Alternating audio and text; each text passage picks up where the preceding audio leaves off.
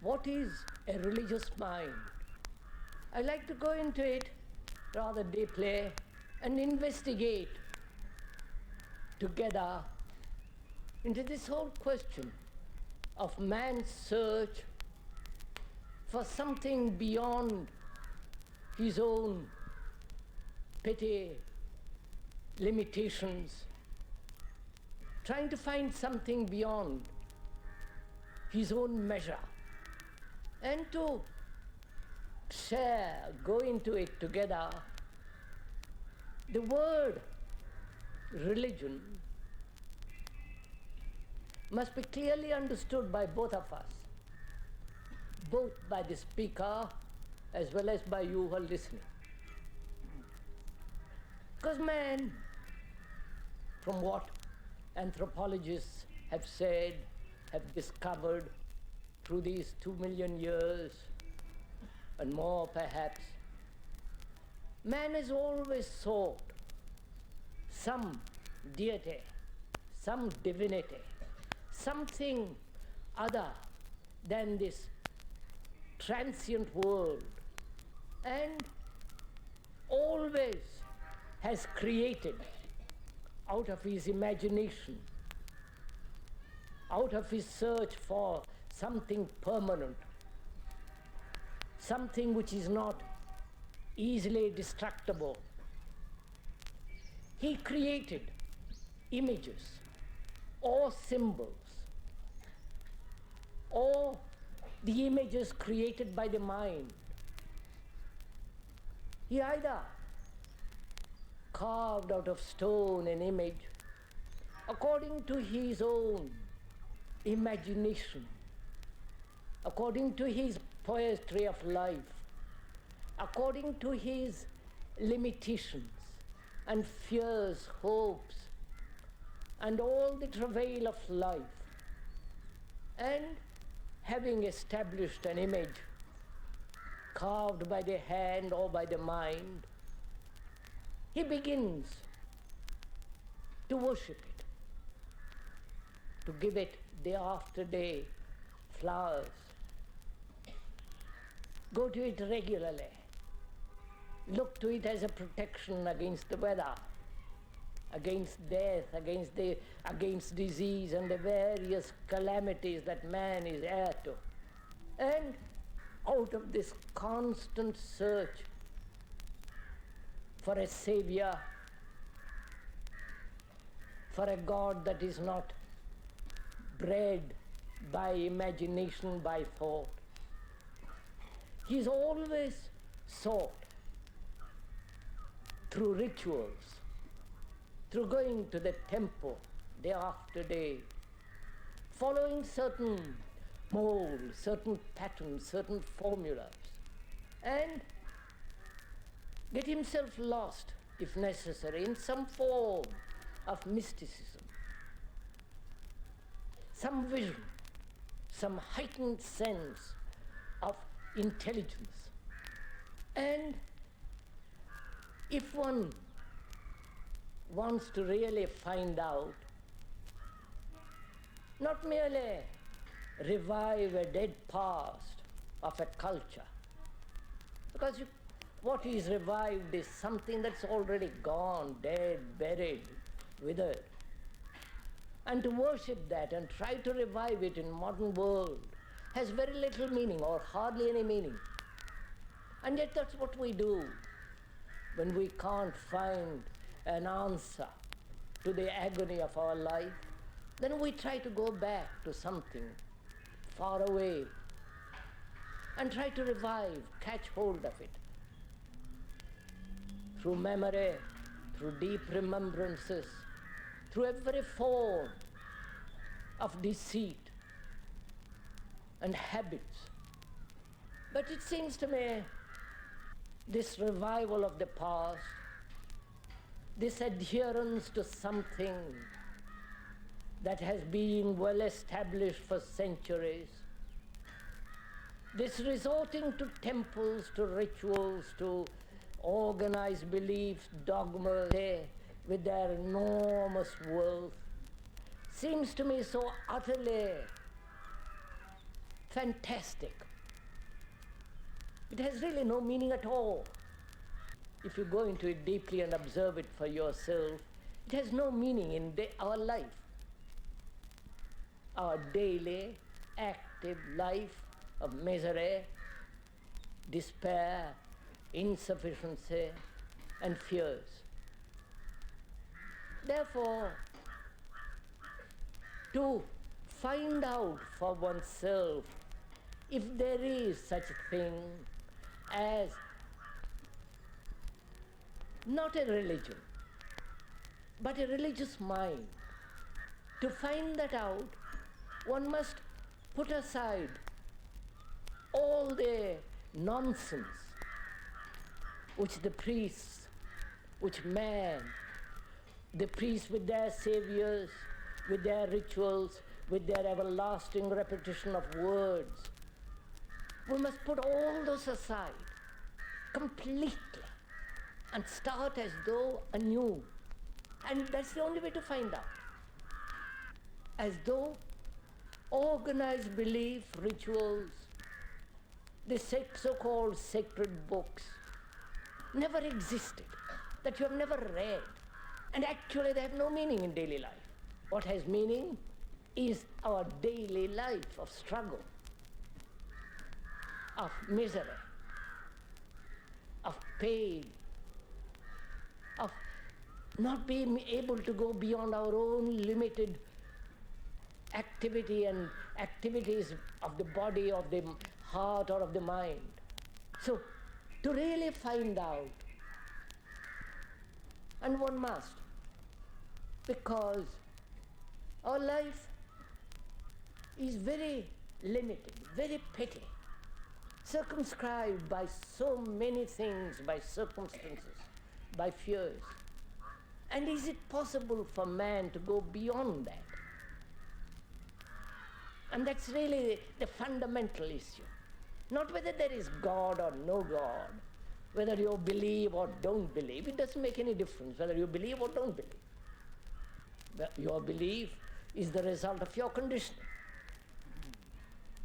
If you're born as a Muslim, Christian, a Hindu, your society shapes your thinking, your belief, your thoughts, your feelings. And in the communist world, they don't believe in it at all. They think you're talking sheer nonsense. So, to really find out, one must not only put away from oneself, operate surgically,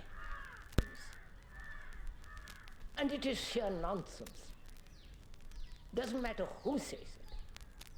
And having put away these absurdities of so-called religion with its rituals, with its mutterings, whether in Latin or in Sanskrit, and to put away all those so that you can face reality of what is. So, if we would take this journey together, not abstractly, not in theory, not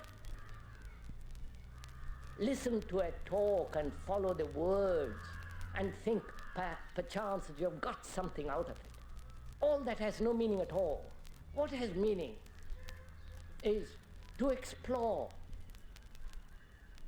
and in the very act of exploration, bring about a radical change in daily living.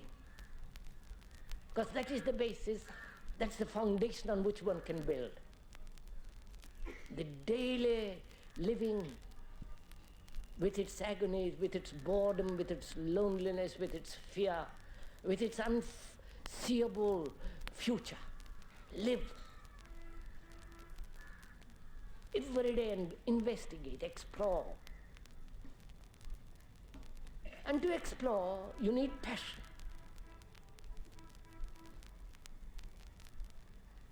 You need tremendous vitality, energy. And very few have energy, or rather, the passion for to inquire.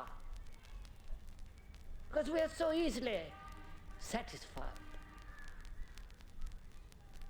We are most of us in the modern world are discontented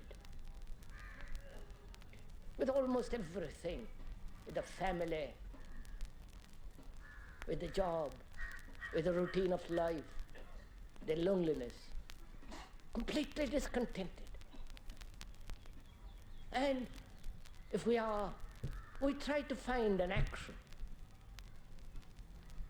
either through organization, social reform, political reform, or a religious reform, always reforming, or not entering that kind of activity, one goes within oneself.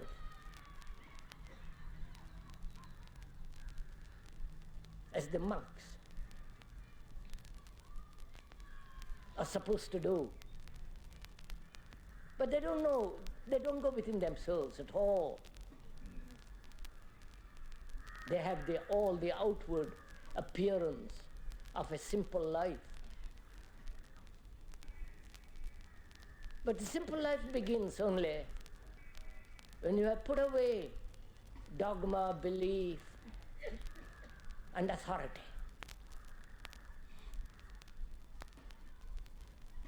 Then you can go within. But the going within is very difficult.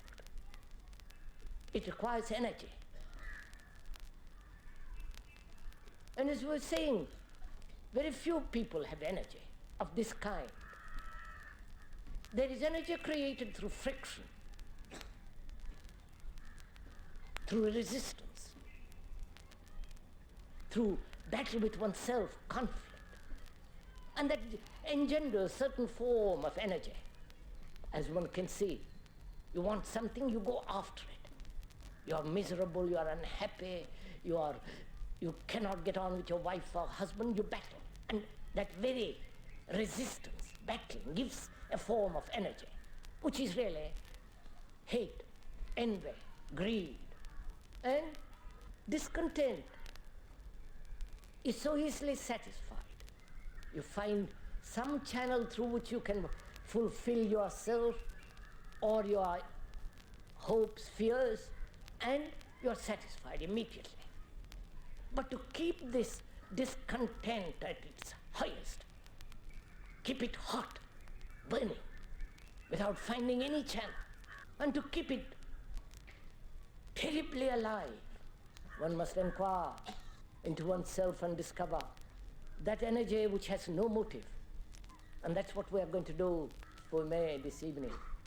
Discover for ourselves if there is a passion, an energy, a very simple way of looking at life without battle, without conflict, without seeking an end. To do that, one must go within oneself. One cannot go within oneself except by going through outward activity and then moving from there inward. Without understanding the world, the society, your relationship as a human being to that world, to that society, your job, your wife, your family, your word, your gesture, outwardly. You cannot begin to go inwardly without understanding your relationship to the world. And that's very difficult too. Nothing is easy in life. Nothing. But most of us want a quick answer, a quick way of getting all this over and coming to some extraordinary mystical state which is really illusory.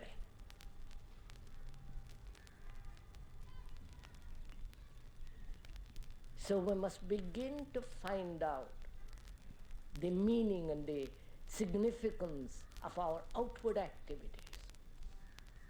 Because that's the only taste you have.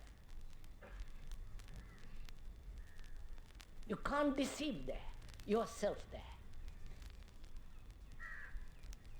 You know whether you are hate, whether you are bored, whether you are deceiving others or deceiving yourself, whether you are frightened, whether you are happy, whether you are creating in this world something not out of your own self-centered activity. If we have no criterion as a test from the outside, how can you go within yourself and discover the most extraordinary complex entity with all the deceptions, motives, anxieties? So to go within and to go very far within, you must look from the outside. You must look to the outside and find out. That is, as the tide goes out and the same waters come in, so must we. We must ride on the tide which goes out, which is our relationship to the world. And then, having understood that, ride on that water and move within.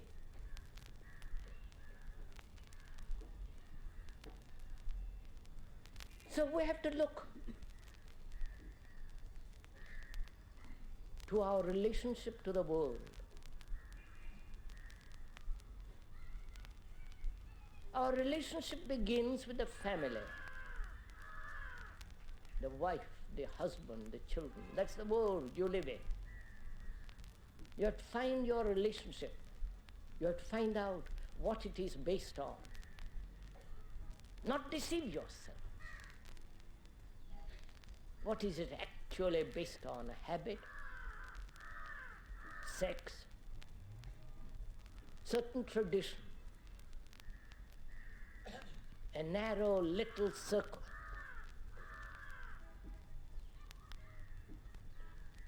And we live in that.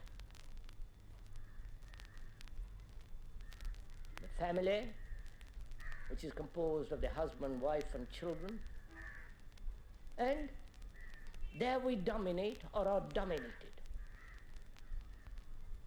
Sexually, emotionally, or dependent. Please, you observe yourself. You're not merely listening to a lot of words. Because we can build up a lot of words, and that doesn't get very far. But if the words reveal the state of your own relationship, the actual relationship, not what you would like your relationship to be with your wife and with your children, but the actual fact. Then from there we can move. Because the family is against society, is against human relationship as a whole. You know, it's like living in a big house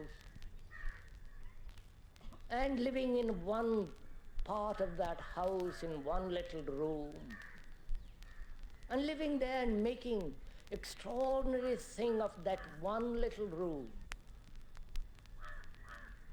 which is the family. The family has only importance in relation to the whole of the house. That one room is in relation to the whole of the house. So is the family in relation to the whole of human existence. But we separate it. We cling to it. We make much ado about a family. My relations and your relations, and battling with each other everlastingly. And the family is like the little room in relation to the whole house. When we forget the whole house, then the family becomes terribly important. And so The family becomes very important when you forget the whole of human existence. The family has only importance in relationship to the whole of human existence. Otherwise it becomes a terror, a dreadful thing, a monstrous thing. So one has to find out for oneself the fact of the actual relationship and discover through that relationship the relationship world with the extraordinary human beings who are cantankerous, who are mischievous, who are ugly, brutal, tyrannical. And to find that out, you must start very near. And there is this problem also of sex, which has become so astonishingly important for most people. Such a complex thing. Because, as we explained the other day, we cannot find other ways of releasing ourselves. And so we turn to one thing and cling to it, make a monstrous issue out of it. And when we say we love the family, we really don't love the family. We don't love our children. Actually, we don't. When we say we love our children, you mean really that they have become a habit, toys, a thing of amusement for a while. But if you loved something, your children, then you would care. You know what caring is? If you care, when you plant a tree, a bush, you care for it, you nourish it, find out the right soil, the right nutriment, right fertilizer, and so on. You care infinitely, you watch it. I do not know if you ever planted a tree, a seedling. Water it every day. Dig deep before you plant. Then see the soil is right. Then plant it, then water it, then protect it. Water it every day, you look after it as though it was part of your whole being. But we don't love the children that way. If you did, then you would have a different kind of education altogether. There would be no wars.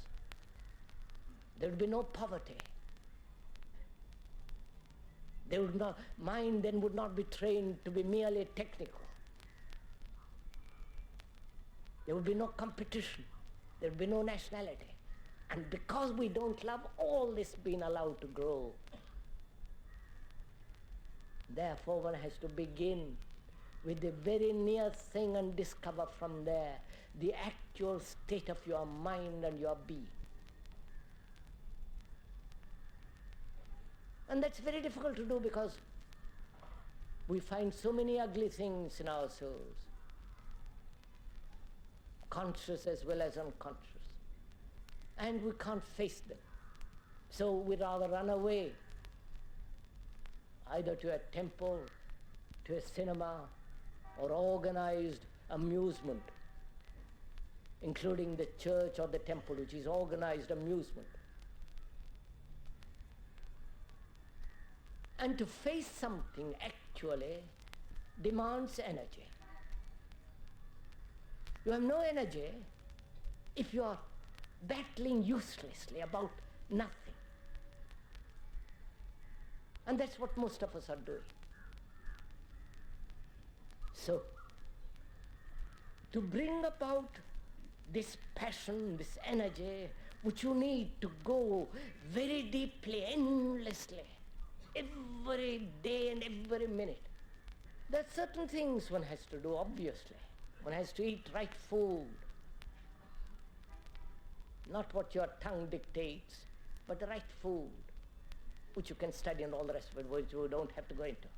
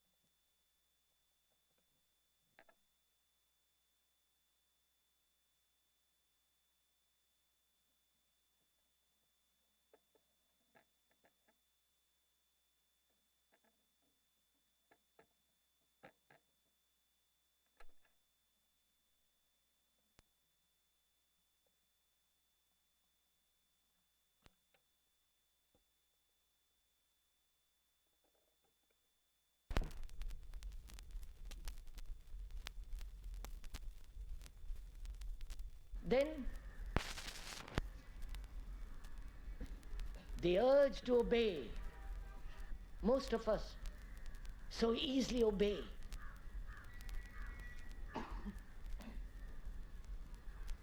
That is, the man who obeys so easily or with great difficulty is seeking power.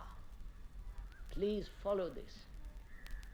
Why should you obey anybody?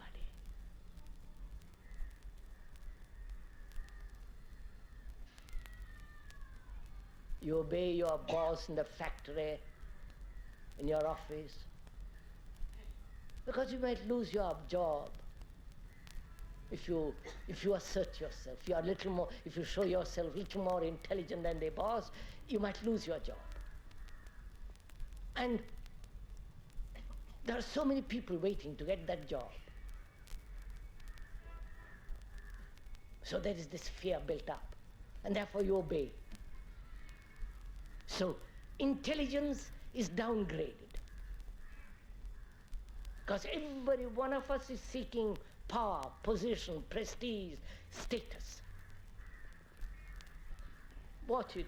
You're doing that in your life every day.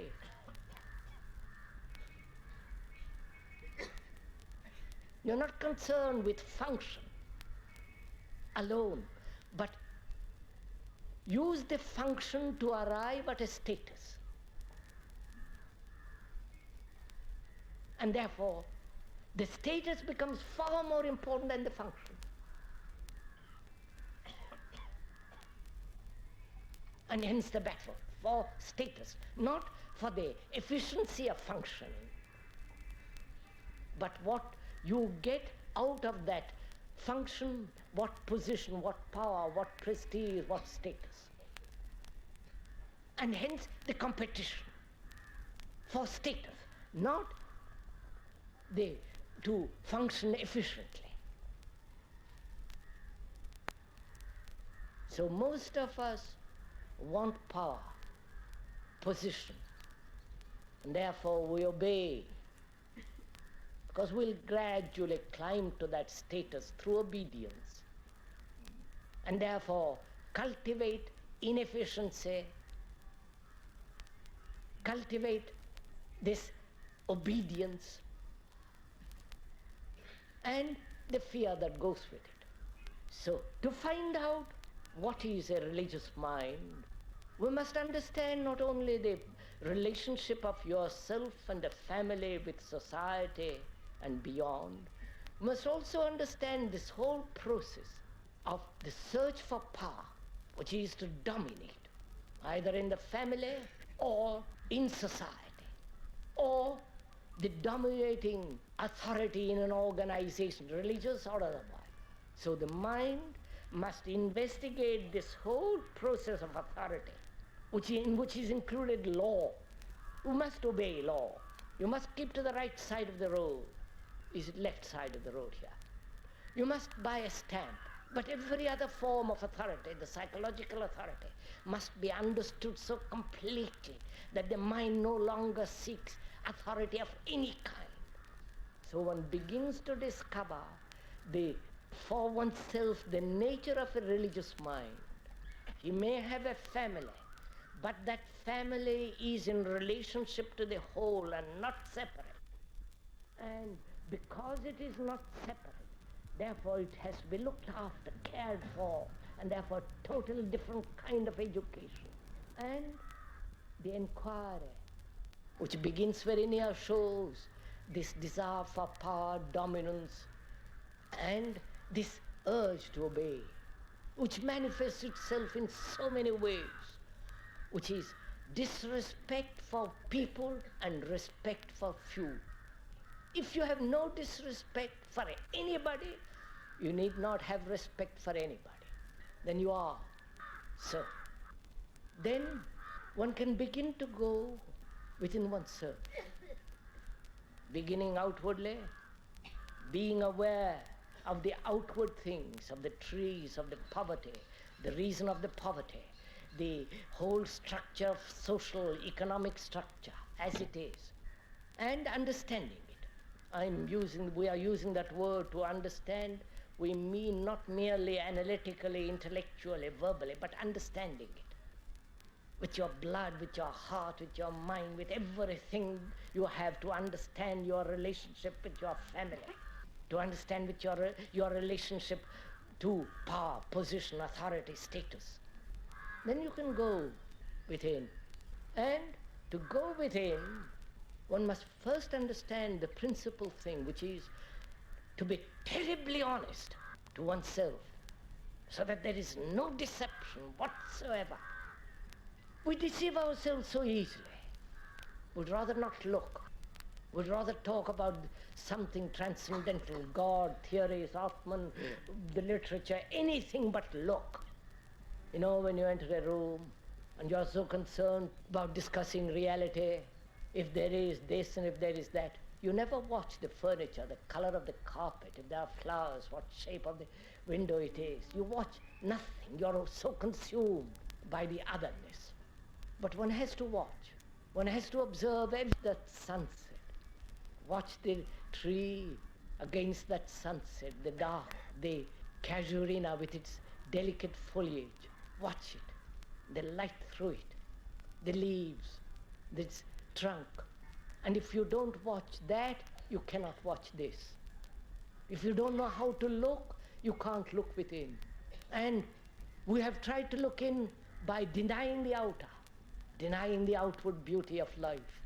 All the saints, all your literature never talks about the beauty of life. They tell you how to escape from this misery. And there is tremendous beauty in living. And that beauty is shown in nature, in watching a tree, in being in communion with a tree. And if we do not know how to look there, to look where you are walking, to observe what you are saying outwardly, the gestures you make, the way you show respect and disrespect. If you do not watch that, how can you watch within? So it must begin again outwardly. Then you can go. And to observe, there must be no deception. What is the power that creates, breeds deception? You understand? Why do we deceive ourselves? Why do we put on masks? You know, the mask of a human being when he is capable and efficient in technology. That's a particular mask. He lives in that. He doesn't want to know what is behind that mask. You may be a first-class engineer, first-class bureaucrat, and that's a mask. That mask becomes the respectability which the world accepts as a marvelous human being. But remove the mask, whether he's of a scientist or an astronomer, remove the mask, he's just like everybody else. One has to find out for oneself what is it, what is the power, what is the energy that creates deception. You know what I mean? Never to see actually what we are. Actually, not theoretically. Not to be able to see clearly, definitely what you are. Because we are frightened. Because we want to change what we are into something noble or whatever it is. We want to change it. We want to make it supreme. We want to be everything. So the motive of deception begins when you want to change what is, when you are discontented with what is. We are going to go into that. But first we are showing how necessary it is to remove every deception and the means that creates deception, so that your mind can look clearly. Because most of us live in deceptions, which is living on the surface, just amusing ourselves if you have money, or going to the office day after day, just living on the superficial things and never inquiring. That's also a form of deception, because you don't live just by bread alone, you live by some, or at other levels, at a deeper existence. But if you deny all that, you're also deceiving yourself. So one must become aware of this power to deceive oneself. And that power comes to an end, deception comes to an end, when there is no end, when there is no desire to reach any end, but to move from fact to fact. To look at oneself is possible only when there is no interference of deception, when you can look without the word, without the desire to translate it into according to your own past memories, to look. And that's one of the most difficult and arduous things to do, to look. To look at a tree, to look at a woman, to look at a man, to look at the scholar, to merely observe. If you can observe without any interpretation, without any energy, without any translation, then from that observation you will find you will have tremendous energy, because now that energy is being wasted through interpretation, through translating what you see into like or dislike, or trying to alter it according to a social, economic, or a religious pattern, or a more moral pattern. So this desire to change what is dissipation of energy. Whereas if you looked at what is actually, at your anger, at your jealousy, at your lust, at your violence, without any interpretation, look at it, then you have energy. The religious mind is a mind that has no deception whatsoever, that does not seek any status, that has no desire or urge for power of any kind. The religious mind understands its relationship with the family and with the whole of man. Then we can go deeply, which is, we have only the intellectual instrument, at least that's what is said. But there is the instrument of observation, which is to observe every movement of thought, every movement of feeling, and so uncover the fears that are hidden, the secret desires that are never looked at. Explore. And to explore, as we said, needs tremendous energy. And this energy is released when you are moving with what you are discovering, not translating what you are seeing in terms of the past. Have you ever wondered how the scientists have extraordinary energy, to go into a laboratory, if you've ever done, in your first-class research laboratory? There you will see the man completely full of energy, active, because he's dealing with outward things. There's no resistance. He's moving from fact to fact. He doesn't indulge in theories, hypotheses, and speculations. He's not a theologian. He's a pure, clear-sighted technician watching everything under the microscope. And therefore he's got tremendous energy there in the laboratory. But let him go outside, he's just like everybody else, anxious, fighting for a position, competing, nationalistic, caught in religious beliefs, or inventing his own particular belief, and so on, so on. There is the waste of energy. If we could look, and to look, the mind must be completely silent. After all, when the scientist is looking through the microscope or whatever he does, observes, he's observing from silence, not from knowledge. What he sees, then he translates in terms of knowledge, and therefore action. He sees from silence. It may be that silence may last a split second or an hour, and that's the only way to observe. The cultivation of a silent mind becomes stupid. It cannot be practiced, and you arrive at a silent mind. You see, to observe, you must have silence. To look at that sunset, do look at it. Look at that sunset, and you can't see it if your mind is chattering. You can see it only completely when the mind is extraordinarily quiet and intense. After all, that is beauty. That is, the perception of beauty or non-beauty is only possible when there's passion. When you look at that sunset with complete intensity, and you cannot be intense if you're not silent. So you begin to see how extraordinarily the mind becomes silent when you observe, when you're observing. And you don't have to discipline the mind to be silent. Then it's a dead mind. But the mind that is observing out of silence creates its own discipline. It doesn't need discipline because it's observing. So, this observation out of silence is passion, is energy. Then you can observe your fears, because most people are frightened of death, frightened of loneliness, frightened of not being loved, frightened of this empty, useless life.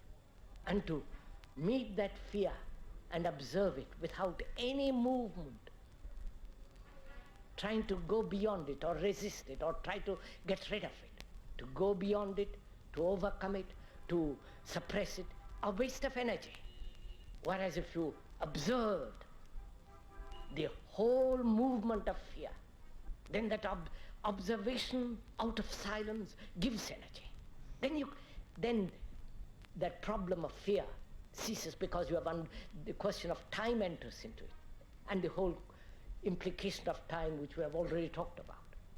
So, from the observation of daily events, we are using the word observation, which is not critical or the outcome of discontent or conformity, suppression, but observation out of silence, out of observation of fact only, not the translation of the fact or the opinion about the fact.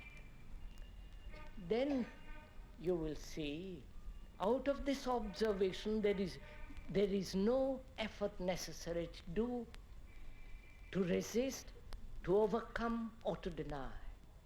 Effort altogether goes away, and one can live daily life, going to the office, cooking, doing everything without effort. Because that is the religious mind. The mind that understands the family and its position to the whole. The mind that does not seek power, position. The mind that is not caught in any ritual, any dogma, any belief, any organized church or temple. And that has no power whatsoever to create illusion. And the religious mind is the mind that looks at facts and therefore does not make any effort at all, whatever it does. So then, go still further. That is, by observing the outward things, one has come to the inner. And the outer and the inner are not two different states. They're the same state of observation out of silence. So, this silence is space, because we live in a very small space, in the space created by the mind with its own ideas, the mind which is the result of its own conditioning to a particular society and culture. It lives in a very small space. And all the battle and all the relationship, all the anxieties are within that little space. But the moment the mind, through observation, has become naturally, easily, without effort, silent, that little space is broken. Because the moment the mind is completely quiet, you will see that there is no limitation to space. You will then see that the object doesn't create the space. There is space, endless. And when that takes place, the mind then is the true religious mind. And from that mind there is activity. You can be super citizen, not running away to a monastery, becoming a sannyasi, or becoming a complete technician, a mechanized human being. But from that effortless, silent observation, there is action. That's the only action that doesn't breed hatred, enmity, competition. Then, through observation and silence, you will see, because there is space, there is love. Love is dying every day. Love is not memory. Love is not thought. Love isn't a thing that continues, has duration in time. And through observation, one must die to the continuity of everything. Then there is love. And with love, there comes creation. You know, creation is one of the most difficult things to understand. The man who writes a poem, however beautiful, thinks he's a creative being. Man and the woman who breed children think they are creative. Or the man or the cook who makes bread is perhaps also creative. But creation is something far more. Not the man who merely writes a book or fulfills himself in some petty little ambition. But creation is not man-made structure or man-made technological knowledge and the result of technical knowledge, which is merely invention. Creation is something that is timeless, that has no tomorrow and yesterday, which is living timelessly. And you come to it very naturally if you understand this whole problem of existence. So, religious mind is all these things, and it knows, or rather it is in a state which is creative from moment to moment. It's always acting from that extraordinary sense of emptiness.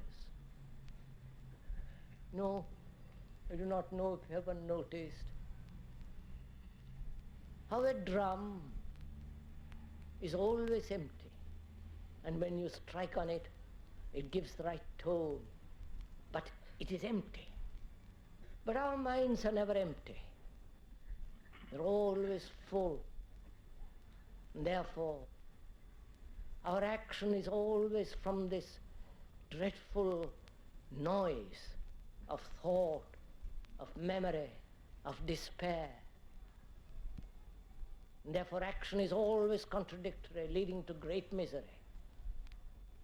But a mind that's completely empty in the sense observation, silence, and therefore love, and therefore the whole understanding of death and being creative. Such a mind is empty all the time. It acts from that emptiness. It speaks from that emptiness. And therefore it will always be true. It will never bring about a deception within itself. And it's only such a religious mind that can solve the problems of misery in this world.